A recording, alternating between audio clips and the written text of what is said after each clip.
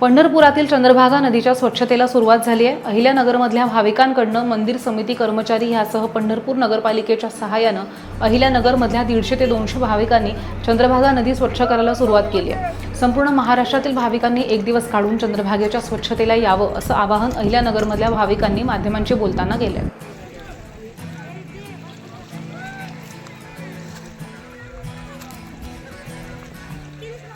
मी जगन्नाथ महाराज भोसले, अहिल्यानगर, श्रीगोंदा तालुका, कोळगाव।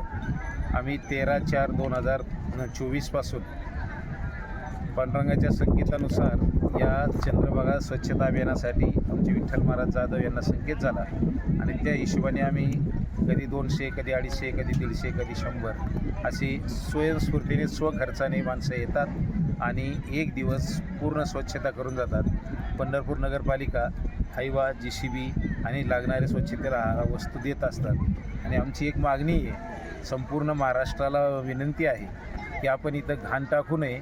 जसं आमच्या गावकऱ्यांनी सामुदायिकरित्या स्वच्छतेसाठी स्वखर्चाने येऊन इथं सेवा करतात, तसं संपूर्ण महाराष्ट्रातील गावोगावांच्या लोकांना मी विनंती करतो की आपण येऊन एक दिवस, वर्षातला एक दिवस आपण एका गावचा काढा आणि स्वच्छता करा। म्हणजे ज्या पुंडलिकासाठी पांडुरंग परमात्मा आले त्याच्या सभोवताली घाणीचं मोठं साम्राज्य पसरलं आहे आणि याच्यापासून सामाजिकदृष्ट्या, आरोग्याच्या दृष्ट्या पाणी खराब आणि अध्यात्माच्या दृष्टीने चुकीचंच आहे। तर अशी विनंती सर्वांना की सर्वांनी या चंद्रभागा स्वच्छ कशी राहील याची काळजी घ्यायची।